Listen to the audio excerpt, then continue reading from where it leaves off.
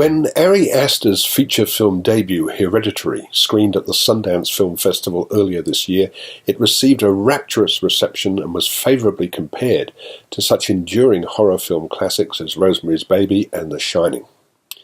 Though the film is impressive in a number of respects and contains a couple of formidably good performances, it doesn't quite live up to the Sundance hype.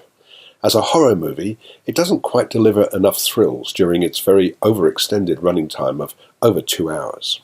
But where it does succeed, though, is in its depiction of a family in crisis.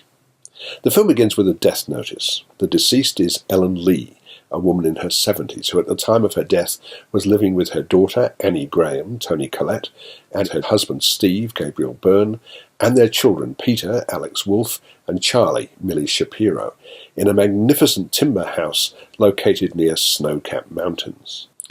Annie designs miniature rooms for gallery exhibitions. The diffident Steve seems completely overshadowed by his wife's strong personality, and while Peter, who's in his late teens, seems pretty normal, he's into girls and smoking pot, his 13-year-old sister is clearly not well adjusted, judging from the way she voraciously consumes chocolate and creates intricate but mysterious models, chopping off the head of a dead pigeon to serve as a component in one of her creations.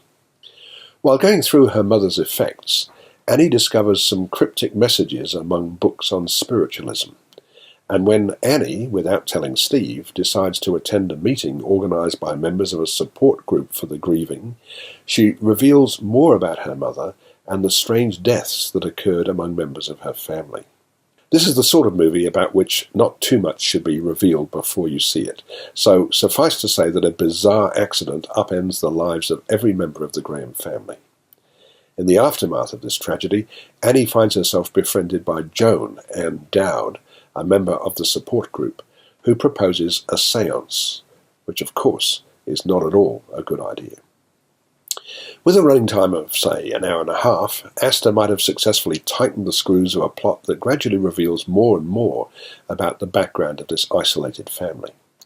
But the Tyro director's approach is surprisingly languid for this kind of suspense movie, allowing the viewer a bit too much time to spot the flaws in the plot.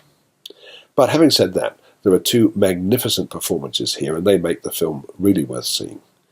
Alex Wolff's deeply troubled Peter is a genuinely tragic figure, and Toni Collette, who's probably never given a bad performance, is just magnificent as the grieving but increasingly angry and troubled Annie.